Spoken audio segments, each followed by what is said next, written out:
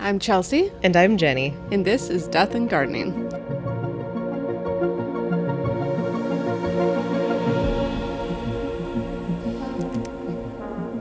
All right. All right.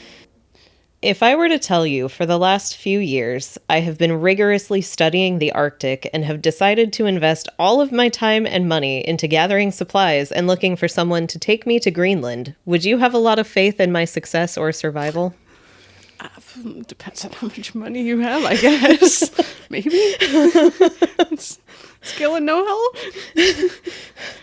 Considering I haven't talked to you about this at all. Yeah, no. Yeah. Yeah. Yeah. Okay. Well, today I'm going to tell you about a man who did that and survived not only once, but went on 2 more Arctic expeditions in the late 1800s. Oh, wow. Okay. Committed. Yes. And since this is our podcast, yes, there is a plant/murder element, though it is speculative. Okay. Charles Francis Hall was born around 1821, likely in Rochester, New Hampshire, but his wife mentioned at some point that it was actually Vermont. Okay. Early days records are difficult, so who knows? The state's on the East Coast somewhere. Yes. He at least grew up in Rochester, New Hampshire. He went to school there. He was described as a young Lincoln, and that he, quote, read assiduously. Like a well-read man. Yes. And he also apprenticed as a blacksmith. Oh, nice. Okay. His childhood was described as rural simplicity. Okay. Sounding very Abraham Lincoln. But as I was reading about him, he also seemed a little bit like Hamilton, always looking for something more and never satisfied. All right. By 1849, I think this is where there's the most records about him. Like, I think the book I read mentioned that there was no record of him before his arrival to Cincinnati, Ohio in 1849. Oh. He was married to Mary, and the book that I read, so I will mention the book right now because that is where everything that I have comes from, and a little bit of Wikipedia, but almost entirely from this book.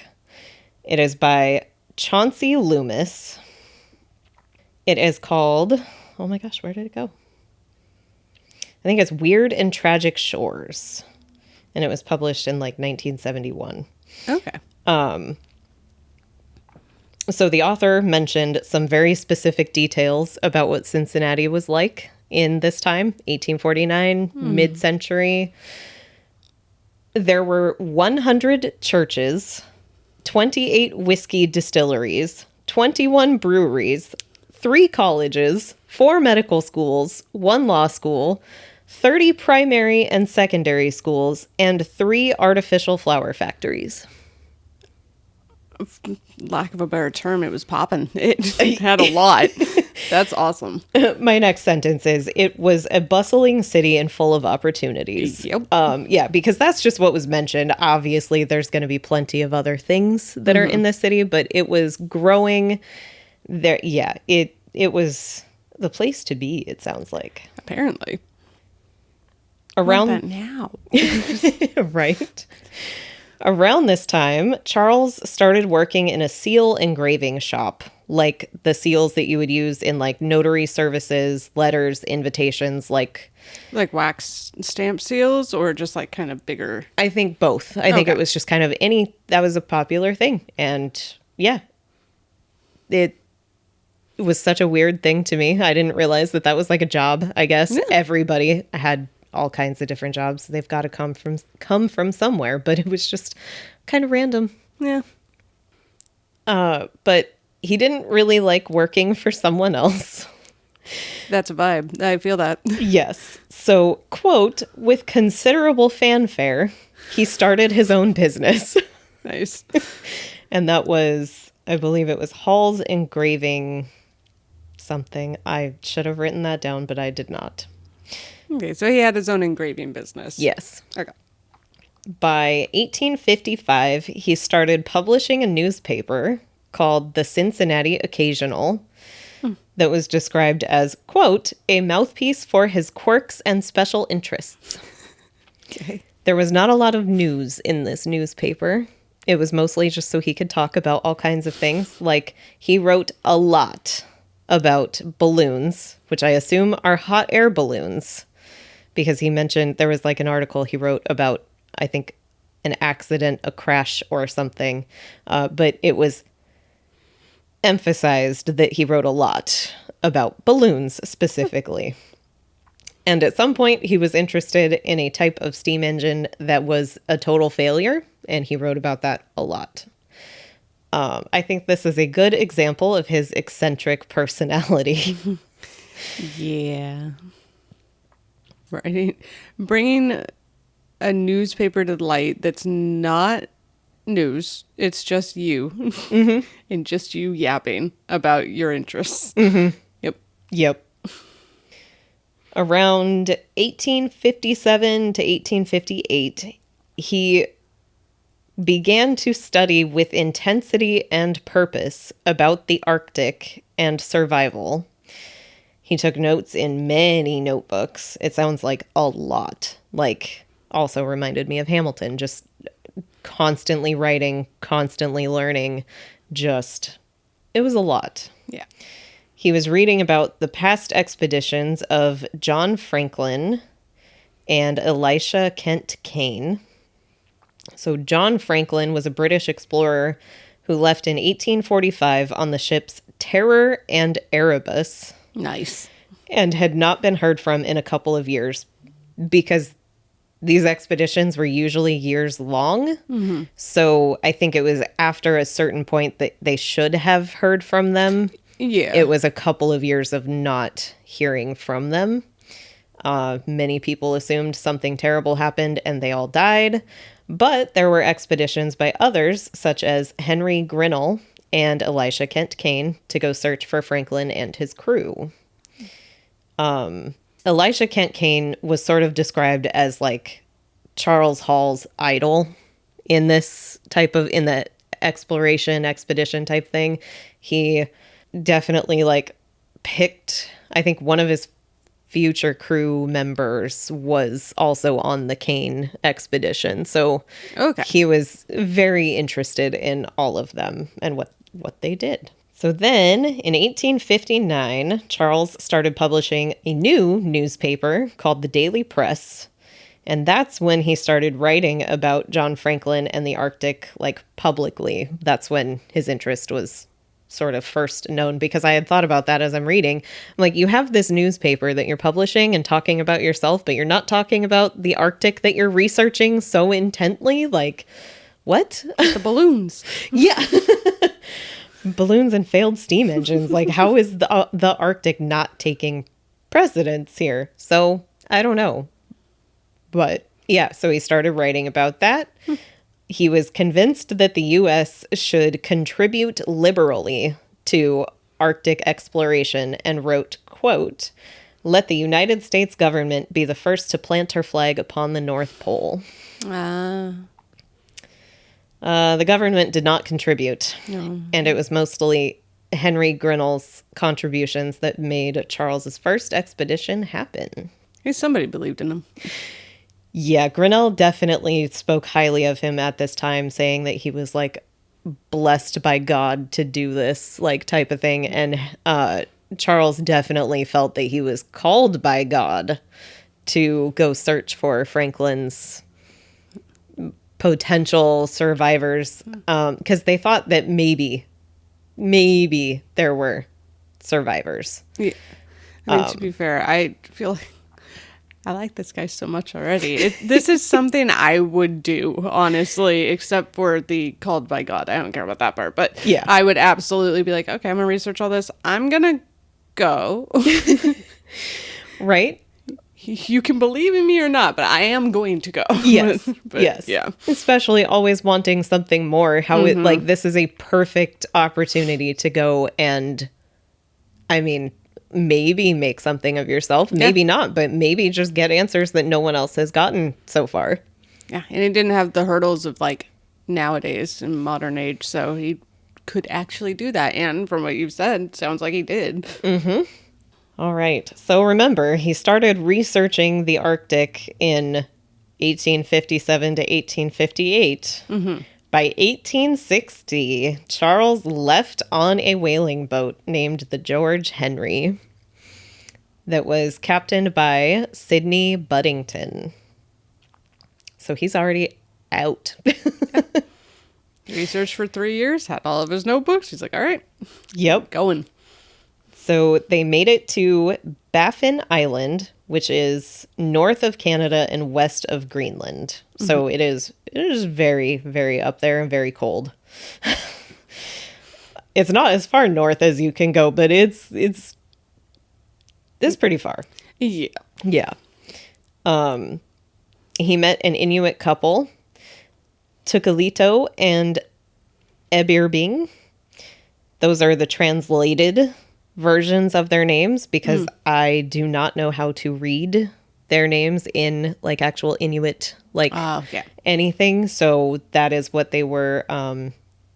That's how they were written in the book that I read, and yeah. So Charles decided to live with the Inuit people to learn how to survive, make relationships, collect stories about the Franklin expedition. He did find some relics of Franklin and his crew and heard stories of survivors. He was basically just going to all of the Inuit people that lived anywhere nearby and was like, hey, have you seen the ship, this guy, this crew, anything about it?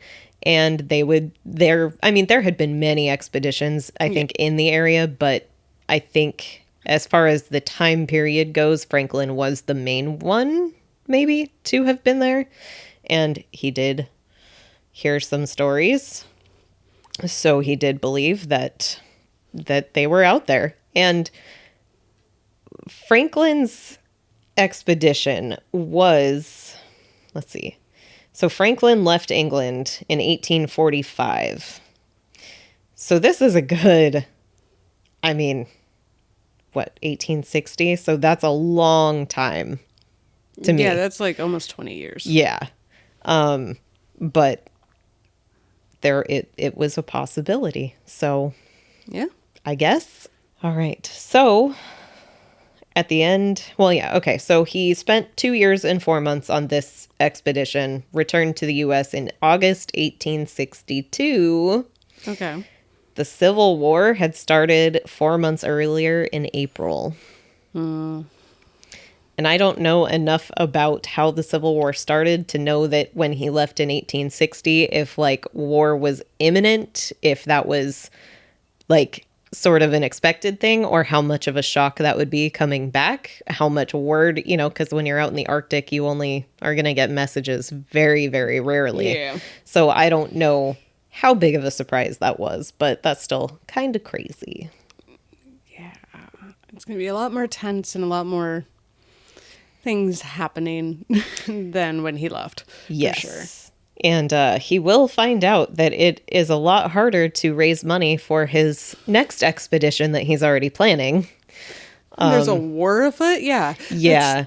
He still really thought that the government would care about him wanting money to go to the sweet Arctic. summer child. Yes. Yes. No. He basically distanced himself from everything happening with the war and was just concentrated, like very, very focused on He had this. his one thing he wanted to focus on. Yeah. Yes. So Charles had actually brought Tukalito and Ebirbing and their child back to the U.S. Oh. Which I guess a tiny, tiny little bit from my terrible memory about Tukalito specifically. She had already learned English and had dinner, I think, with like Queen Victoria and Prince Albert. People were sort of surprised at how well she spoke English and just stuff like that. So he was she was Charles's interpreter kind of thing, like relationship, and her husband definitely helped with like the hunting and I'm sure. the survival stuff. But yeah, so Anyways, he brought them back to the U.S. and they lived with the captain, Sidney Buddington. And this is the part that I have a little bit of trouble with Mr. Charles Hall. He brought them to lectures that he was giving about his expedition to raise money, which I'm like, okay, yes, you're going to bring these people that, most U.S. people have not had an interaction with. Yeah. And I'm like, and to me, I was like, all right, that's okay. It's a little bit showman, It is. I mean, and as long as they're like, all right, sure, then that's fine. Yeah, but at least that Tucalito could speak to people in English, and it wasn't, I mean, I'm sure there was still a little bit of probably awe and all of the things. But anyways, the part that I have a problem with is that it almost sounded like he rented them out to museums to go be exhibits in these places. And specifically one of them was P.T. Barnum's museum. So don't love that. But he did show some concern after having them on display for so long and that it might be affecting their health. Yeah. Yeah. They're still people. Yeah, right. And it was a concern because Tucalito's child became very ill and ended up dying. No. Yes. I don't know as a result of what. And I was thinking also, these are Inuit people from the Arctic that are now in New York. I think New York and wherever else on the East Coast. A whole different environment, diseases, atmosphere, weather, everything. Mm-hmm. So, yeah. So that was really sad. And I cannot remember the name of the first child, but it was something about a butterfly, little butterfly. And it was so sad. And Tucalito became very ill, but she did recover. And but that was really sad. I'm glad they didn't all die, but it's still sad that any of them had to die. Mm-hmm.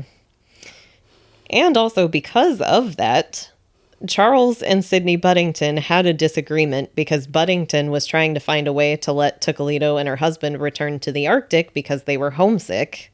Charles was unhappy that Buddington would basically go behind his back and try to, get them home. So, it's their home, dude. Yeah. All I can hear is Pocahontas. These white men, they're dangerous. And pretty much. Nabbed somebody from the Arctic, brought them back, showing them on display. They get sick. The child dies. And he's like, no, why are you going behind my back? Because they want to go home. Yeah, I feel like they would want to go home at this point. Right? Yeah. Which I think Charles was planning an upcoming he was obviously planning an upcoming expedition, so I'm assuming that he just wanted them to wait until he was able to go. With them instead of just sending them on their own. Yeah, because they do, throughout Charles's expeditions in life, Tucalito and her husband are with him. Oh, okay. All of the time. They come back to the U.S. again. They have a good relationship. So surprising. It is very surprising. But the disagreement between Charles and Sidney Buddington was not resolved for many years. And this is important. None of this seems like important anything, but it is all backstory leading up to all of the other things that happen. As a writer and a reader of many things, anything can be important. Yes. This book that I read, I loved because I picked up on the foreshadowing early, but it is so subtle and it was so great. It was something as simple as one of the crew members that Charles was trying to hire. He said that he had been to the Arctic for a couple of years or something and that he was very strong and he was excited to go. And when I saw that the author was pointing that out, that he said he was this and that, I was like, oh, this is going to be a problem later. And it was. Yeah. Not related to everything else that we're talking about. But yeah, it was just, I loved the foreshadowing in the book. It was just nice. All right. So unresolved disagreement for many a year. Yes. Okay. So In July 1864, that's right, because the first expedition was, Okay, so 2 years later. Yes. So Charles left for his second expedition on the whaling ship Monticello. Nice. He made it to King William Island, where he thought there might be survivors, like according to the stories that he had heard. He found enough evidence to believe that there were no survivors and basically gave up on this quest. I think he found... bones. Oh, there were skeletons that were found, which, there was going to be bodies because the ships, I believe they both sunk. Oh. So the people that did make it ashore, if they made it ashore and not washed ashore, only had a certain amount of time to live before inevitable, probably death anyway. And I think his theory was that the survivors would have been living with Inuit people, and that's why they would have survived for so long. But the stories that he had heard about white men living with the Inuit people just ended up not being credible. It was kind of that the Inuit people, they wouldn't lie, but they would sort of tell stories that maybe the person wanted to hear. Like, and not as a whole, but I think in this specific case, it was like, just like, I don't know necessarily a motive behind that other than just wanting to be helpful, maybe. Yeah, Or probably not just wanting to, like, destroy this man's quest that he just spent so much time trying to do outright. Yeah. Yeah. So, let's see. Oh, yes. There was an incident on this expedition where Charles confronted a crew member about taking too long to do a task. And it was, I think the task was, they had taken like 10 hours to go to a certain location and come back. And Charles had asked another crew member, was like, hey, does that really take 10 hours, like an entire day to do that? And he was like, no. So Charles goes and confronts them about that. And the crew member became aggressive, talked of mutiny. And there's a lot more to the story, but the gist of it is Charles ended up shooting him after asking him if he would stop talking that way. I mean, in the time when you have a crew and you're on your own out in the wherever, mutiny is a huge risk and you shut it down quick. Yeah. Yeah. I think it sort of just shows Charles wasn't necessarily like the best leader. No. I could see that. Yeah. Yeah. He could very well be a just garbage leader. Yeah. It just, I mean, the crew member did die. It was after about 2 weeks, and Charles did try to help him. So it's not that he was just like a terrible person, but I think it was more just he didn't know how to sort of command and get the respect and like that he should have, or that he sort of needed to be able to make this successful. What'd he do? Hire pirates? No, just okay. A lot of the people, I think some of the people that he hired were like just men off of the whaling ships. Oh. Yeah. Okay. So after that whole incident, at the end of this expedition, or sometime in this expedition, but during the expedition, he decided he wanted to come back to reach the North Pole. I think that was kind of a trend, was he was always planning the next one. It kind of seems like before the first or the current one was even over. So he went from Arctic, hanging out with and meeting the Inuit people, and then King Charles Island. Is King Charles Island populated by Inuit people as well, or was it more of a desolate kind of island? I think there were people there. Oh, yeah, okay. I think he spoke to people that were there. Oh, okay. Yeah. And then now he's decided, I want to go all the way to the North Pole. Yes. Okay. Which, as far as I know, at this point, no one had done that. Okay. I know there was a lot of search for the Northwest Passage that people believed either was or was not there. It was there. But yeah, after he gave up on Franklin's whole thing, he was like, North Pole. And that was during the second expedition? I'm pretty sure. Okay. Yeah. So we're not on the third yet. Not yet. Okay, so that expedition ended around 1868 or 69. Oh, that's a longer one. I think that one, yeah, that was about 5 years. Yeah. Yeah. Compared to the 2 of the first one. Yeah. Which, I mean, 2 years not knowing anything about it is still, to me, a very long time. Yeah. Okay. So by 1870, Hall was spending all of his time trying to convince the government to fund his next expedition. Just give up on the government, my guy. They don't care. Also, they're a little busy. Well, at this point, the Civil War is over. Yeah. Yes. That ended in 1865. So also while he's on an expedition. He just avoided all of it. Right. Which was also when Lincoln was assassinated. So now there's a new president. Maybe this one will do it.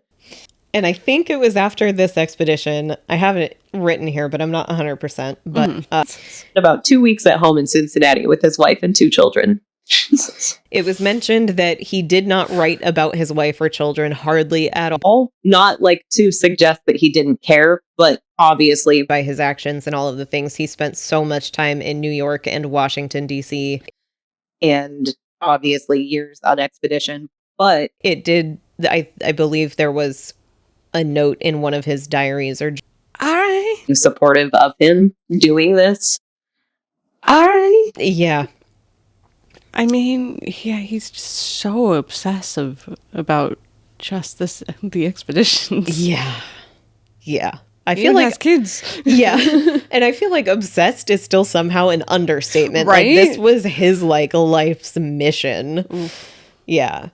At some point in either 1870 or before, the next one, he met with John Franklin's wife, who I believe was in her 80s at this point, and she was from England. So he was the one that he gave up on trying to find that expedition, right? And this is the widow, I'm guessing, of him. Okay. So she traveled from England to come meet with him in Cincinnati because she was not satisfied with the report that he sent her. Because he gave up. And felt that, yes, there were still questions that were not answered, that he could have answered better, and that he didn't give, like, locations or where he spoke to people that may have seen them. There were a lot of unanswered questions that she was not satisfied. Fair. She even asked came with notes. She's like, Yes. She asked him if he would delay his expedition to the North Pole to go back and learn more about her husband, as there probably weren't others who were about to make it to the North Pole before him. No. Probably not anytime soon. I just thought that was funny. I cannot remember exactly the way she worded it, but it was just like, I don't think you're in danger of not being the first one. Beat you there.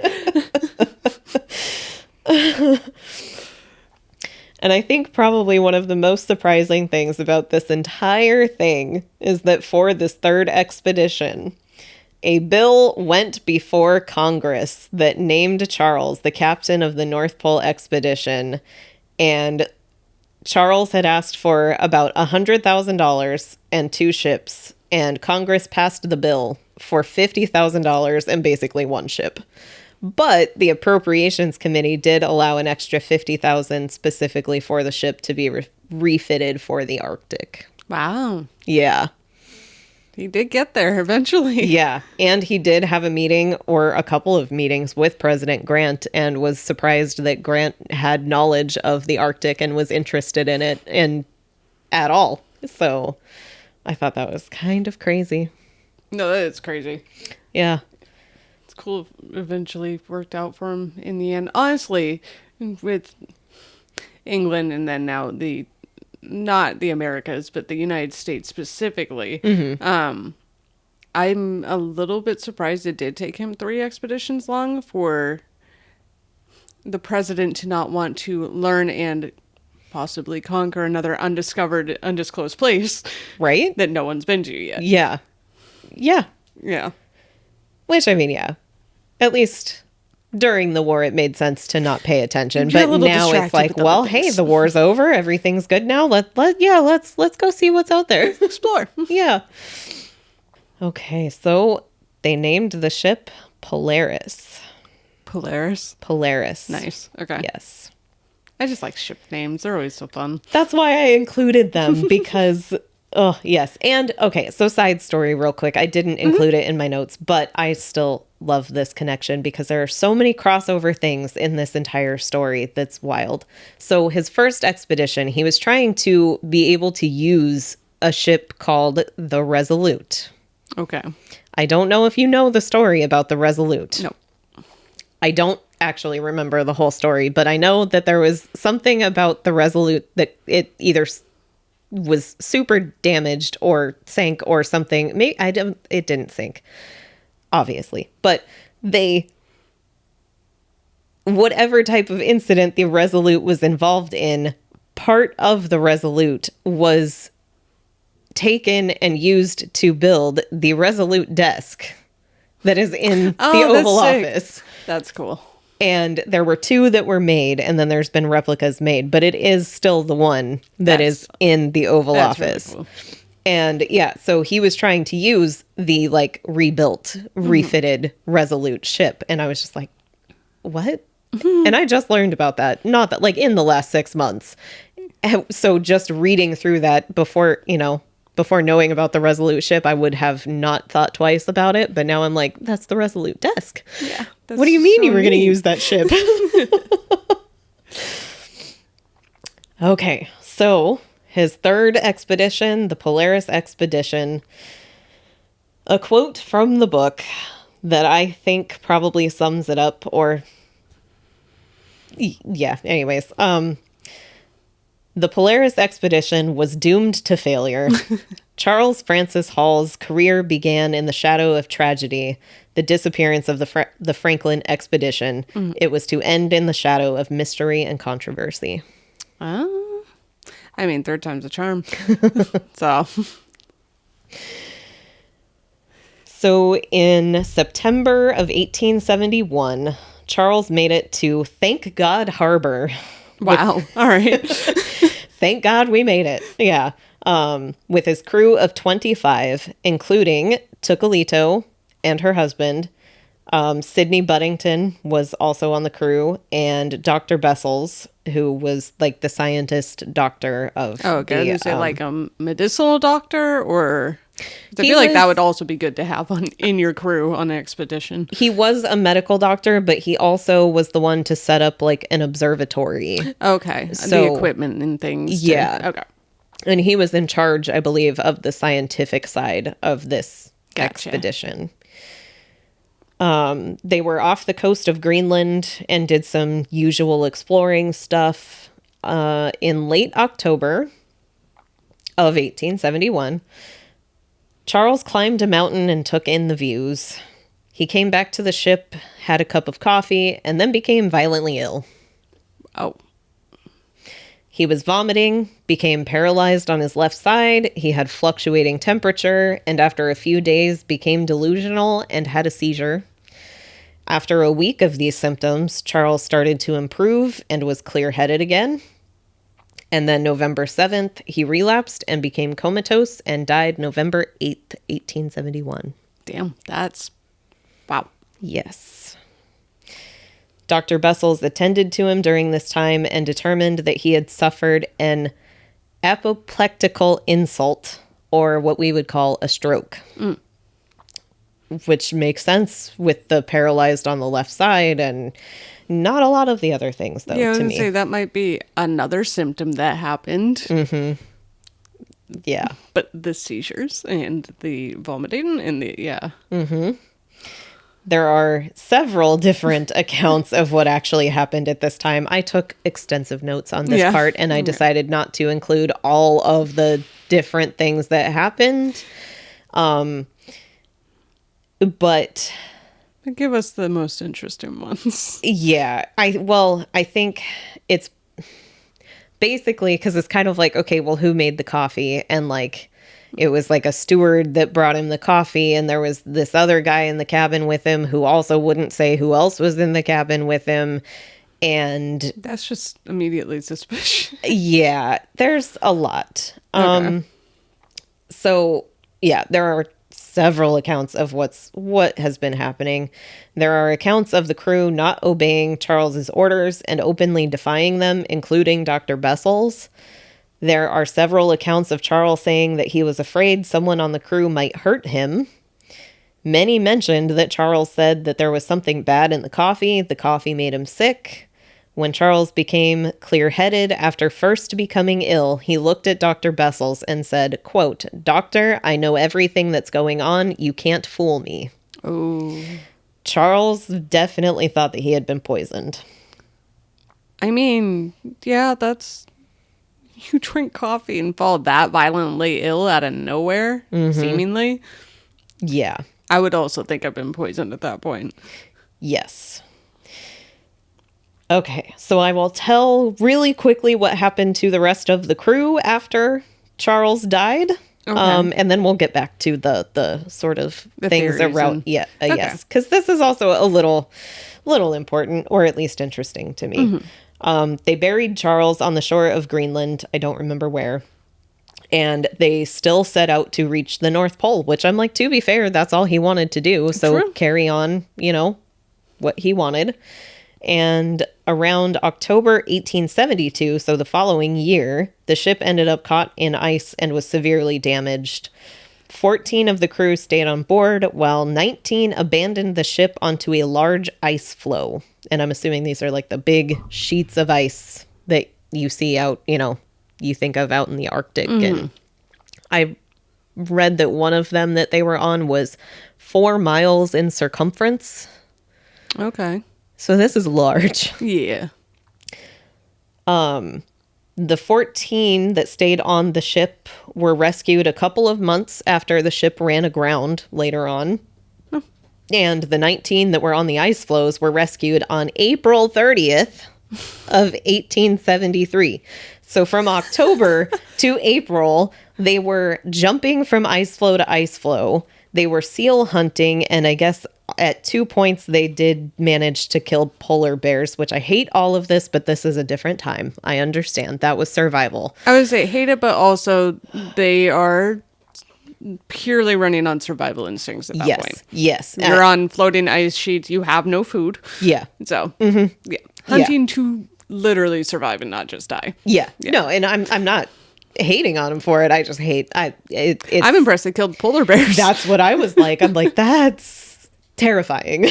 Polar bears are probably the most horrifying bear in reality. I think so. They will mess you up and you will not Yeah. live to tell the tale. Do I still want to cuddle one? Oh, well, absolutely.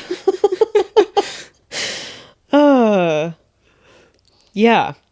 Okay. So, and then, all right. So that is how the Polaris expedition ended.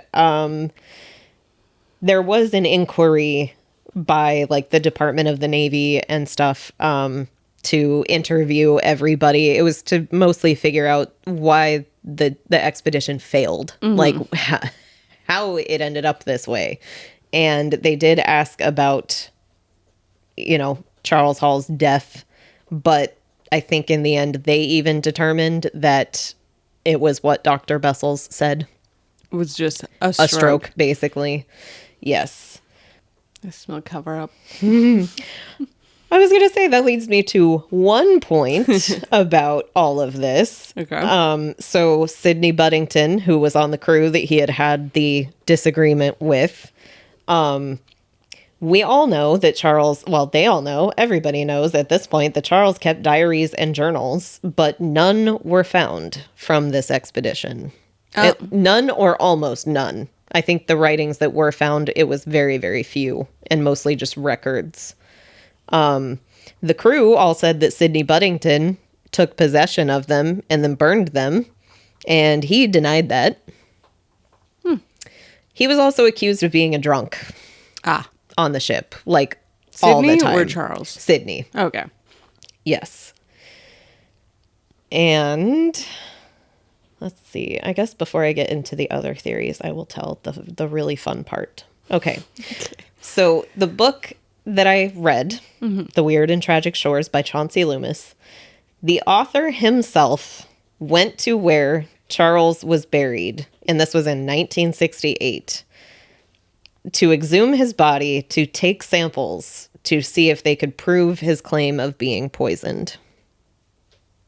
Was he given permission? Yes. Hell yeah. Yes. Okay. He went through all of the proper channels. This was a very, because they assumed that his body being buried in Greenland would be very well preserved. Cold? Yeah. Yeah. I guess they could only actually dig, like the crew could only dig down about 2 feet because it was that solid and hard to. Okay. Ooh, well, I mean, that's, yeah. So how many animals got at it? none. Oh, really? Okay. Because that's the other worry is only about 2 feet. Yeah. Ooh. Yeah. Okay. Yeah. So I believe they took samples of his hair and I think specifically fingernail or nails. I'm not sure. Okay. But after testing, they concluded that Charles did in fact have high levels of arsenic in the last 2 weeks of his life. Okay. Yeah, that'll do it. Yes. So there are some theories about what happened because this was obviously when they found out that there's arsenic, present. That's 100 years after this whole thing happened, basically. Yeah. No one is alive to figure it out. And there's not really any records about that because and that was the thing too, is all of the talk of Dr. Bessel saying, oh, he was delusional or, oh, he was demented happened to be when he was talking about thinking people poisoned him. And then I think it was the other crew members that said he became clear-headed and then was talking about being poisoned. Well, I mean, when you have your train of thought again, you can be like, I was poisoned. What the? Yeah. Yeah. But it was a little odd to me that Dr. Bessels was like, yeah, he became delusional and started talking of being poisoned. And I'm like, oh, really? Yeah. I mean, in his delusion, he very well could have come to that conclusion. But yeah, when you're clear-headed, you would definitely be like, yep. Yeah. Yeah. Doctor suspicious. Yes. So, and that was also one of the things was while Charles was getting his crew together for this expedition, he was a little suspicious of Dr. Bessels. I don't know exactly why. But Bessels was also one of the ones that was defying orders openly. It was pretty well, I think all of the crew had the same opinion that Charles and Dr. Bessels did not really get along and that there might have been some competition for who was in charge or who should be in charge. Yeah, no, I could see a power struggle, definitely, especially if he's a doctor and he's just got some dude, probably in his opinion, who sure studied a lot, but doesn't have a doctorate. He just kind of gained all this money and going off and doing these explorations, whereas this guy's like, no, I'm a scientist. I have a degree. I have all the, yeah. And I could see that he most definitely probably thought he should lead the charge through research and everything else. Right. And Dr. Bessels was from Germany. They had to arrange transportation for him to come from Germany to the US to get on this expedition. Yeah.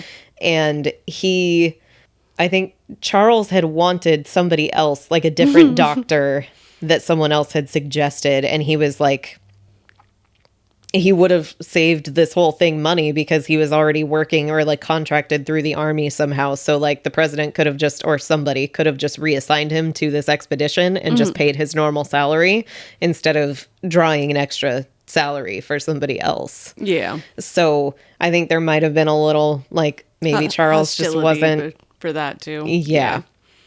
Or also that Charles just was not that great of a leader in the first place and just really, yeah. Really failed to step up, and the guy thought that he could do better, and Charles didn't like it. Yeah. But it's, yeah, so it's hard to have any solid theory other than it does make sense that Dr. Bessel's being the doctor, and medical kits back then had arsenic in them. Oh, absolutely. So and I guess the main thing is that when Charles would have been drinking the coffee, Bessel's was supposedly at his observatory, which was not on the ship. It was like on the shore. Mm-hmm. So unless he had like conspired with the cook or something, like just, there's a lot of who knows what ifs. Yeah.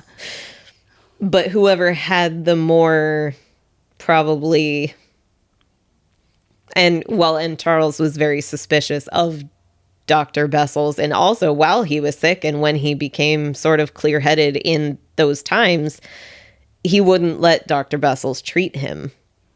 He was very, very suspicious of him. So I don't know if that just comes from the tensions already, or if I don't know. Yeah, and it's hard to know when almost all, if not all, the journals that he would have been taking vanished. Yeah. Yeah. And that's why I was like, well, how would Sidney Buddington, like, what purpose would he have had for getting rid of all of those? Yeah, unless it was just a vendetta, or unless he knows that, Charles wrote some less than savory things about me in these books that could shine a very poor light and put me in suspicion. Yeah. Yeah.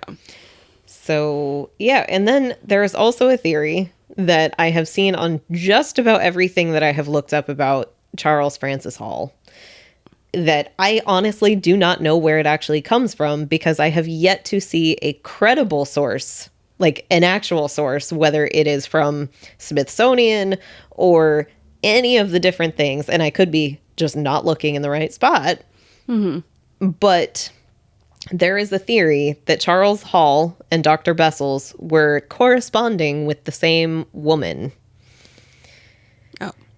And that it was like a love triangle, and that Dr. Bessel's took out his competition. However, what makes this not very credible of a theory to me, and it's not 100%, but first of all, Charles was still married. Yeah, he's married with 2 kids.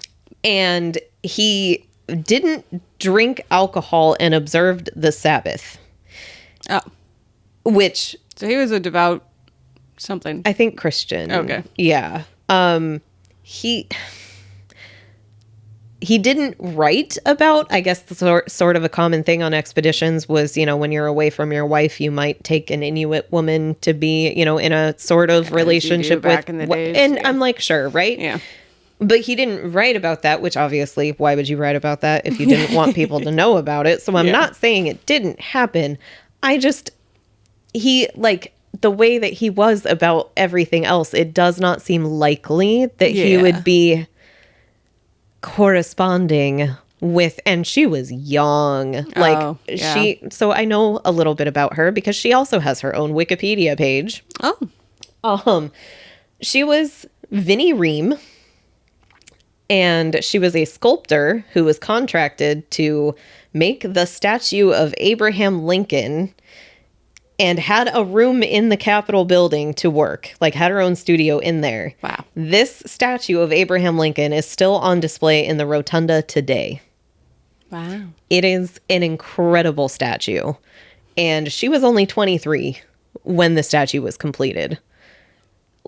She was 17 or 18 when she won the contract to do this. That's cool. And I was like, are you kidding? So I'm like, I think it was completed in 1871. So she was only 23. And these men, Charles Hall was 50 when he died. Oh, okay, yeah.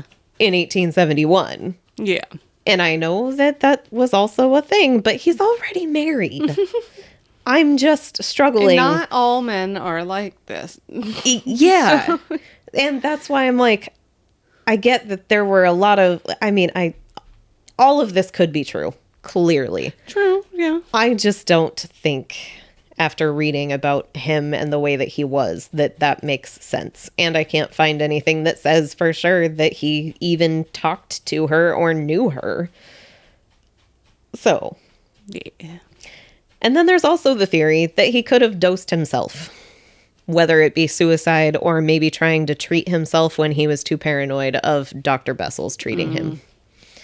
Yeah, I could see that too. And just like slipping up on accident. Yeah. Yeah. Yeah. I mean, the first thing I'm like, no, that's a boring theory. But I was like, but it is a thing that could have happened if he was super paranoid about being treated by anybody else and thinking they were conspiring to get him, basically. Yeah. So, yeah. And I will show you real quick a picture of Charles. I think it was the only picture known of him. Oh, okay. He looks very mountain man to me. He does. He looks like somebody who would go out and just explore. Mm-hmm. The beard looks like it would keep him warm in the earth. Right? Yeah. So yeah, that is Charles Francis Hall. Wait, so did they actually end up making it to the North Pole in the end? Oh. They did make it farther north than any other expedition had made it, so to that point. Okay. I don't remember exactly where it was at because I was trying at this point not to focus on the expeditions and trying to get to the murder point. But I mean, I read the whole book. I skimmed through some parts, but I read most of it, and it was very interesting. I highly recommend it. It does not read like a typical maybe 1970s era biography. At least they made it farther. Yes. They just still didn't quite hit that point. But yeah. Again, treacherous waters and a lot of ice and things that take out ships pretty easy. Oh, Titanic. Yeah. Yeah, I was thinking about that as I was writing this. I was like, man, Titanic happened. And I'm like, wait, Titanic happened way after this. This was, yeah. You would have thought they would have learned. Right. Oh. Yeah, no, that's crazy. It also shows how much you could just kind of do. Yeah. I want to go explore. Right? Go throw me in the woods. I'll go explore things. I don't know. Yeah. Yeah. Right? And come back with a book full of sketches and journal notes and be like, here you go. Mm-hmm. Yeah, it sounds like a lot of fun for the most part. But I'm not great at surviving. I don't have that. I could probably do it for a little bit, and then I would just get fed up and be like, all right, I'm ready to go back. I think I could give myself solidly 2 days. 2 days.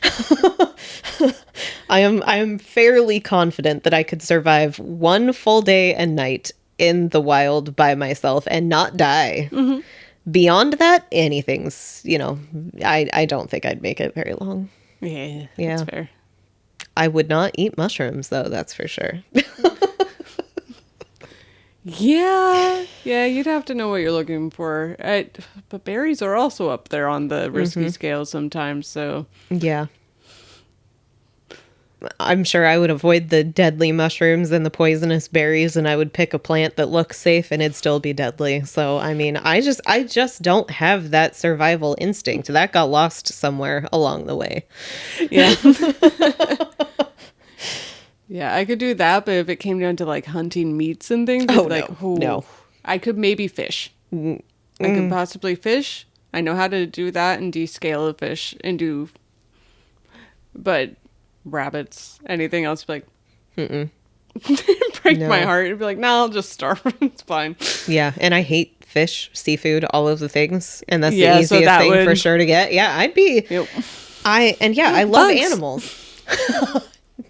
Yeah. The scenes in The Lion King where they're eating all of the bugs. Okay, those are just gross. I don't like those ones. I'm traumatized from 5 years old, so no thanks. It's the food of the future. Yeah. Yeah, no, that's a crazy story. 3 expeditions. And then... Yeah. having a wife and 2 kids during all of that. And she's still like, yeah, you go get him, sweetie. It's fine. Right? I'll be here. I know. I like to think that I would be like that. And I mean, I don't know. Maybe she was just so used to being alone for years at a time. Maybe. And I mean, I don't know how she was supported because he barely had money for himself to live between expeditions. So I'm not sure how she was supported. Maybe she was a mistress to get by. Yeah, I don't know. It doesn't mention much about them because he didn't write about them very much. So there's Which not is also a lot a little known. sad, but I understand he was hyper fixated on the Arctic. And I mean, he did important things. It's Yeah. not that he just went out and, oh, I'm taking a cruise and doing No, nothing, yeah, he was doing insignificant. work. Yeah. Yeah. But it's still hard. I don't know. I just thought he was a pretty interesting guy. And then to have the Oh, yeah, arsenic absolutely. element, I was like, ho, ho, ho.